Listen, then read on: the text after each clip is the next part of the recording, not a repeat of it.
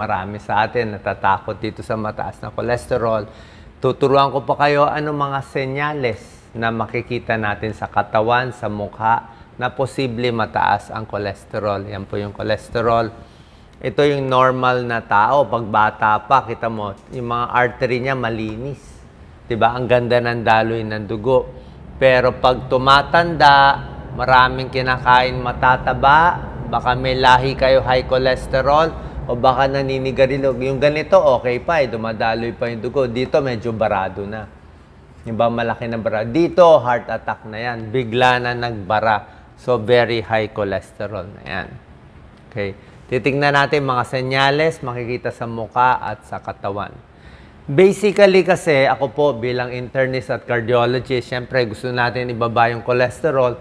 Although, mas gusto ko sana kung pwede mababa lang ang dosis ng gamot or iwas sa pag-inom ng gamot kung makukuha na natin dito sa mga lifestyle change, di ba? So, level of cholesterol muna, pinakamaganda, total cholesterol, 200 or below. Yung ibang doktor, lumampas lang konti ng 200, 202, 204, nagbibigay na agad ng gamot sa cholesterol. Pero ako, usually hindi pa ako nagbibigay. Dapat sa akin, depende sa pasyente. Kung talagang mataba, diabetic, may heart attack, ay pwede mo bigyan kahit mababa. Diba? Pero kung babae naman siya, healthy, wala namang risk factors, kahit mga 240, 250, minsan hindi ko pa binibigyan. Diet lang muna. So, depende po, hindi lang sa level ng cholesterol, kundi sa kondisyon ng pasyente. LDL ang bad cholesterol, gusto natin less than 130. Okay? HDL, ito yung good cholesterol. Gusto natin mas mataas to. Ito may protection. Ang triglyceride kasi, parang cholesterol din siya. Although iba yung mga factors na nagpapataas sa kanya at nagpapababa. Pero yan din binabantayan natin. Kung masyado mataas yung triglyceride, lampas 200, lampas 300, etong mga senyales at lifestyle change makakatulong. Yan. Siyempre, later on, yung iba, pag hindi nakuha dito sa natural remedy, binibigyan din ng gamot. Okay, tingnan natin mga senyales, ha.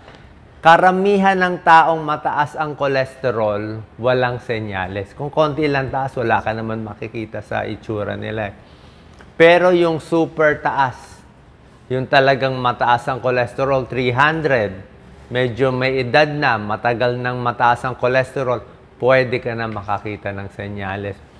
Isang factor din para mahuli mo kung mataas ang cholesterol ng isang tao, tatanong mo yung lahi niya. Meron ba siyang magulang, nanay, tatay, lolo, lola na mataas ang cholesterol? Meron bang inatake sa puso sa batang edad 50 pa lang inatake sa puso? Ibig sabihin, may lahi ba sila na mataas ang cholesterol? Minsan, payat lang yung tao. Actually, wala sa taba, wala sa payat eh. Merong super taba, pero normal ang cholesterol. Meron namang sobrang payat, pero may lahi sila, napakataas ng cholesterol. So, marami walang senyales, pero yung iba, nagkakaroon din. Like dito, nakikita sa mukha, oh. May tinatawag na santelasma. Papakita natin yung picture. Cholesterol, taba yan eh. Kaya makikita mo, taba, madilaw, di ba? So, madilaw-dilaw dito sa balat, sa may mata. Okay? Minsan sa mata mismo, makikita natin may pabilog na fatty deposit, meron din. Meron din iba sa loob mismo ng mata. Di ba? Lumalabo ang mata, nagbabara yung mga vein, retinal vein occlusion, cholesterol din. Pwede rin yan. Oh, tingnan natin, no. Ito yung santelasma, oh. Merong mga madidilaw, parang mga taba-taba dito.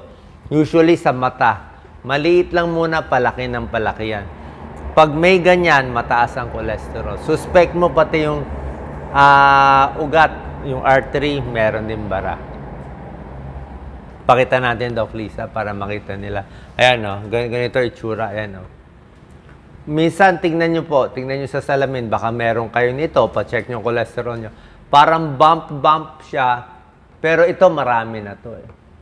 Mahirap siya tanggalin. Dapat ibababa nyo yung cholesterol nyo, iwas sa matataba. Yung iba, make-up na lang. Kasi hindi mo naman pwede operahan eh. Baka mag-keloid lang yan. Tawag dito santelasma, cholesterol deposit. Meron din naman sa mata mismo. Dito, arcus senilis, tingnan nyo to. Merong puti na nakabilog. Actually, itong puti na nakabilog, common yan sa edad 60 pataas. Okay, pag tumatanda tayo, tingnan nyo yung mata nyo sa salamin, edad 40, 50, makita nyo may half bilog na kayo. Ako may half bilog na. Kung kayo edad 60, nagkaroon ng bilog, pwede natin sabihin pagka-edad. Pero kung bata ka pa, let's say 40 years old, 30 years old, yung mata mo may pabilog na nito, eh check mo cholesterol mo. Baka high cholesterol sign na yan. Ito yung sinasabi ko. Hindi lang sa mukha lumalabas to, minsan sa katawan, any part, sa dibdib, sa likod, sa tuhod. Pakita mo, Doc Lisa. Para siyang taba-taba na focus natin. Para siyang taba-taba na, yan. Pag nakakita kayo ng ganyan sa katawan ninyo, iba itsura niya, hindi siya pimple eh. Ano? May dilaw-dilaw siya na makinang-kinang eruptive xanthomatosis. High cholesterol. Ang cholesterol kasi, malaking tulong yung atay natin eh. Pag metabolize ng cholesterol, sa kinakain natin, pwede rin tumaas ang cholesterol. Sa lahi natin, pwede rin. Sa kuko, pag nagbara lang, ito medyo rare eh. Pag nagbara na yung cholesterol sa mga artery, pwede magkaroon ng itim-itim. Pero maraming dahilan eh, bakit nangingitim. So, isang possibility din yan. Siyempre, pag mataas ang cholesterol sa matagal na panahon, lalo na pag may edad na, ay may komplikasyon na. Pwede magbara yung artery sa paa. Pag naglalakad, masakit ang paa. Pag malala, sinasabi ko sa inyo, pwede ma-stroke. Ma-stroke, magbara yung sa utak, stroke. Pwede rin ma-heart attack, mabara sa puso, heart attack yan. Yung iba, na-high blood, pwede rin, ayan, no? Yung iba, prone din magka-diabetes. Ito, complication na to. Yung pala, high cholesterol. Okay? So, tips natin, ano gagawin? Ano yung mga natural remedies natin? Siyempre, iwas muna sa mga pagkain na nagpapataas. Ayan, lahat ng mga karne. Favorite natin, cake, biscuit, maraming masyadong mamantika, butter. Ang problema kasi, ito, maraming tatamaan. Pag yung mantika natin, tumitigas yung sebo sa room temperature. Dito, di ba pag nagluto ka ng adobo, di ba yung mantika, ano siya, di ba nilalagay nyo pa sa kanin. O nilagang baka, nilagang baboy, di ba may mantika yan. Pero pag nalamigan yung adobo mo, di ba titigas na yun? Pag tumitigas yung mantika o taba, masama po yun. Tawag dyan saturated fat. So, yung mantika na tumitigas, nagsesebo sa room temperature, masama po yun. Yun na nagbabara sa puso. Parang butter, di ba? Matigas din siya.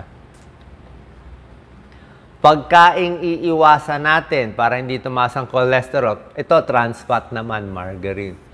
Popcorn, microwave, may butter yan. Butter, maraming keso, full cream milk, mga fast food, di ba? Aming trans fat. Siyempre, french fries, puro mantika. Cream cheese, ice cream, egg yolk. Pwede naman kumain na itlog, mga 1 egg in a day. Pero yung pula, medyo bawas-bawasan. Huwag naman yung 6 na itlog. Siguro isa lang in a day pwede. Medyo mataas cholesterol kasi 200 mg. Siyempre, red meat, di ba? Yung mga taba, konting bawas, tapyas. Ano naman yung mga pagkain na nakakababa ng cholesterol? Natural remedy natin. Turmeric, luyang dilaw. Ano, nakakababa ng bad cholesterol. Garlic, bawang. Di ba? Maganda ang bawang. O, pampataas ng good cholesterol, nabababa yung bad cholesterol. Green tea, may antioxidant, pwede rin. May catechins, nakakababa rin ng bad cholesterol. Itong mga gulay, especially oatmeal, ito, isa-isahin natin, ha. More soluble fiber, maganda. Eggplant, okra, oatmeal. Dalawang fiber, may soluble tsaka insoluble. Ang soluble fiber tulad ng nasa oatmeal, brown rice, mga munggo, mga beans, sa gulay na iba, maganda sa kanya, nag-absorb siya ng tubig. Kaya pag kumain kayo maraming fiber, as usual, 8 to 12 glasses of water. Kailangan maraming tubig iinumin mo, 8 to 12 glasses, para magsama sa fiber, para malabas sa katawan, bumaba ang cholesterol. Isang trick din para bumaba ang cholesterol, damihan ng tubig. Kasi pag maraming tubig, may katulong yung fiber na lumabas. Isa pa, pag maraming tubig iinumin, maganda sa atay. Ang atay natin, atay nyo, kailangan ng maraming tubig para gumana. 'Di ba? Para mag-metabolize, para ma-breakdown niya, para ma-breakdown ng liver yung cholesterol, kailangan gumagana siya, kailangan niya maraming tubig. Okay? So, pag maraming pag maraming soluble fiber, parang magiging paste-like gel siya, bababa yung LDL mo. Okay, mas madudumi mo siya. Yan. Garlic, sinabi ko, maganda rin. Yan. Sari-saring gulay. Yan, fiber. Avocado, pwede ang avocado kasi ang avocado may oleic acid. Okay, good fat siya. Hindi siya bad fats eh. Good fats, nakakababa ng LDL cholesterol. Okay? Sa prutas, peras, mansanas, strawberry, may pectin yung apple, fiber yan, nakakababa din ng LDL cholesterol. Sa oil, mas gusto nila olive oil eh. Pero kung ano man oil natin, konti lang gamitin. Ganun na lang. Less prito, di ba? Less prito, less mantika, kasi mahal naman yung olive oil eh. Yan ang problema. Isda, malaking bagay pagkain ng isda. Isda kasi may omega-3 fatty acids. Omega-3 fatty acids, nakakababa ng triglyceride, may tulong din. Yung mga tips ko, hindi lang pang cholesterol, pati triglyceride, mabababa din. Tsaka yung isda na may omega-3, nakakabawas ng bara sa puso. Tulad ng sinabi ko, mga soybeans, soya, tofu, soy milk, diba? Soy products, nakakababa ng LDL, bad cholesterol, tsaka nakakababa ng triglyceride. Okay? Iwas tayo sa mga sugar, di ba? Other tip, syempre, tulad na sinabi ko, maraming tubig, napaka mahalaga. Tigil sigarilyo. Andyan eh, stop smoking. Stop smoking. Ang paninigarilyo, pinapababa niya ang good cholesterol natin. Bababa HDL mo. Ang paninigarilyo, pinapalala niya yung bad cholesterol. Yung LDL mo daw, pag naninigarilyo ka pa, magiging mas sticky, mas madikit yung LDL, mas didikit sa mga artery, mas mamamaga, mas swollen and inflamed yung artery, kaya mas magbabara, mas ma-heart attack. Kaya smoking na, high cholesterol pa, tuloy-tuloy na yung problema natin. Dapat sapat na tulog. Nakalagay ba dito? Sapat na tulog, 7 to 8 hours. May konting pag-aaral. Kulang sa tulog, tumataas ang cholesterol. Pwedeng kulang sa tulog, kain ng kain. Mas maraming kinakain, nagugutom. Exercise, pinakamaganda, pampababa ng triglyceride. Pag triglyceride yung mataas, exercise. Cholesterol, bababa din. May pag-aaral, with exercise, lower bad cholesterol, higher HDL, good cholesterol. Bababa blood pressure with exercise, bababa blood sugar. So, panalo ka sa lahat. Alcohol, syempre, bawas, exercise, at iba pa. Ito, inuulit ko lang yung mga healthy beans, oatmeal. Oatmeal, 1 cup a day, bababa ng mga 20 points ang cholesterol mo, 10%. Yan. Avoid red meat, say no to junk food, at iba pa. Exercise, more fiber, and quit smoking. Sana po nakatulong tong video natin. Pero syempre, kung mataas talaga cholesterol, sinabi ko sa inyo, ito ulitin natin. Mataas ang cholesterol, may sakit na sa puso, lalaki, diabetic, mataba, matigas ang ulo, pa-check tayo sa doktor. Kasi itong mga high risk na tao, malamang hindi susunod sa payong to, or kahit sumunod, mataas pa rin yung cholesterol, sila yung kailangan uminom na ng gamot. Sila na kailangan uminom ng atorvastatin, simvastatin. Okay lang naman po eh.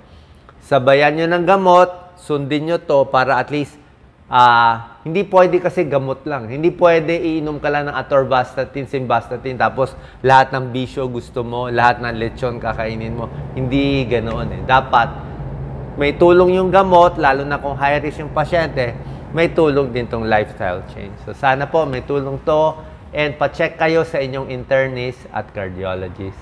God bless po.